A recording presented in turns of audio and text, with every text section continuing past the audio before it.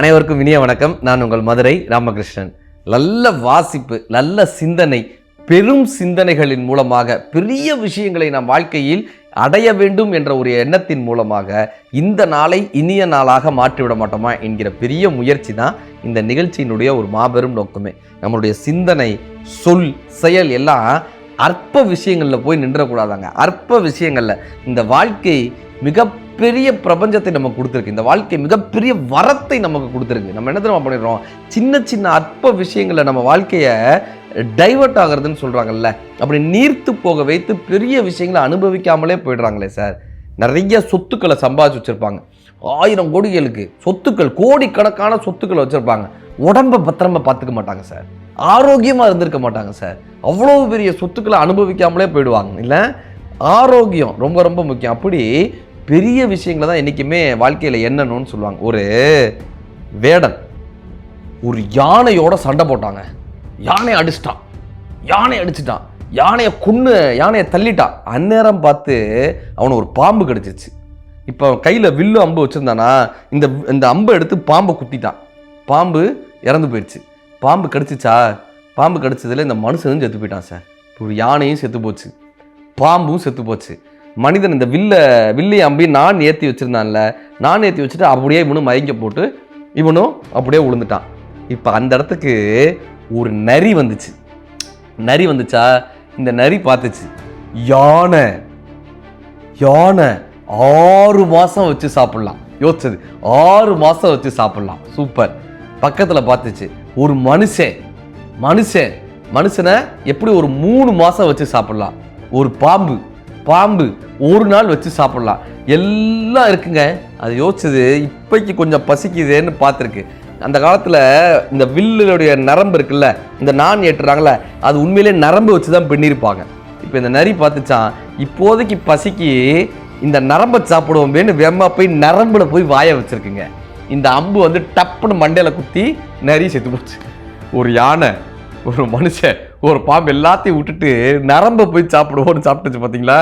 மண்டையில் அம்பு குத்தி நரி செத்து போச்சுன்னு ஒரு கதை வரும். இப்போ என்ன தெரியுமா அர்த்தம்? நம்ம சிந்திக்கிறதே பெரிய விஷயங்களில் சிந்திக்கணுமே தவிர அல்ப விஷயங்களை யோசிக்கவே கூடாது சார். ராமகிருஷ்ண பரமஹம்சர் ஒரு வாட்டி பெரிய காளி பூஜை நடத்துகிறார். இப்போ பிரசாதமாக லட்டு வச்சுருக்காங்க. எல்லா சிஷியர்களும் ஓடி வராங்க.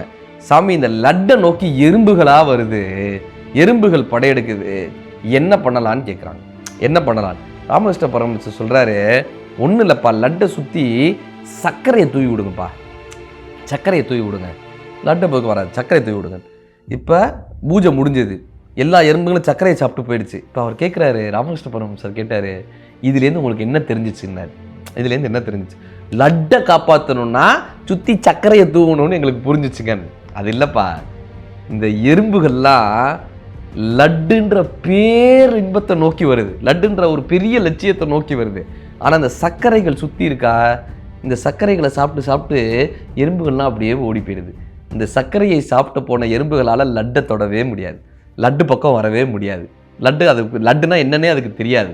என்ன தெரியுமா அர்த்தம்?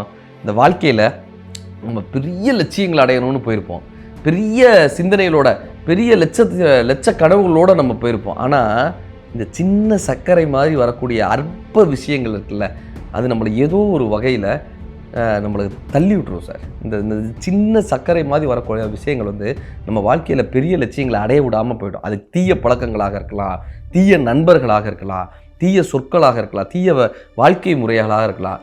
இந்த சர்க்கரையிலிருந்து யாரால் தப்பிக்க முடியறதோ அவங்களால தான் பெரிய லட்டுன்ற லட்சியத்தை அடைய முடியும்னு ராமகிருஷ்ண பரமஹம்சர் நம்ம கற்றுக் கொடுத்துட்டு போகிறார். சங்க இலக்கியத்தில் ஒரு பாட்டு இருக்கும், சங்குவெண் தாமரைக்கு தந்தை ரவி, தாய் தண்ணீர், அங்கு அதை கொய்து விட்டால் அழுகச் செய்து அந்நீர் கொல்லும், துங்குவன் கரையில் தூக்கி போட்டால் சூரியன் காய்ந்து கொள்வான், தங்களின் நிலைமை கெட்டால் இப்படி தயங்குவாரேன்னு ஒரு பாட்டு இருக்கும். என்ன தெரியுமா அர்த்தம்? இந்த தாமரை இருக்குல்ல, தாமரைக்கு அப்பா யாருன்னா சூரியனா, அம்மா யாருன்னா தண்ணீரா. சரியா? அப்பா அம்மா யாரு? சூரியனும் தண்ணீரும். அப்போ தானே தாமரை வளரும், தாமரை நல்லா இருக்கும். சரி, இப்போ நீங்கள் இந்த தாமரையை கொய்து அப்படியே கீழே போட்டிங்கன்னு வச்சுக்கோங்களேன், கொஞ்சம் நேரத்தில் சூரியனால் வாடி போயிடும். கரெக்டாக? தாமரை கொய்து கீழே போட்டோம்னா சூரியனால் வாடி போயிடும். சரி, அப்படியே விட்டோன்னா தண்ணீரில் இருந்து அழுகி போயிடும் சார். கொய்து அப்படியே தண்ணீரில் போட்டிங்கன்னா தண்ணீரில் இருந்து அழுகி போயிடும். எந்த தண்ணீராலோ எந்த சூரியனாலோ தாமரை வளருதோ அதை கிள்ளி போட்டுட்டிங்கன்னா அதே தண்ணீராலும் அதே சூரியனாலையும் அழுகும். அதே போல தான் சார் மனித வாழ்க்கை.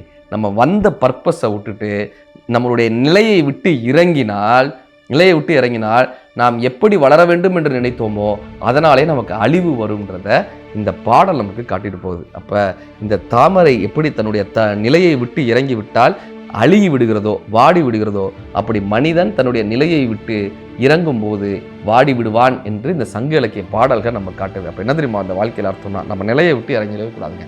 நம்மளுடைய லட்சியத்தை விட்டு இறங்கிடவே கூடாது. நம்மளுடைய லட்சியம் எப்பொழுதுமே பெரிதாக இருக்க வேண்டும். அந்த உண்மை புரிந்து விட்டால் இந்த நாள் மட்டுமல்ல, எல்லா நாளும் இனிய நாள் தான். நன்றி.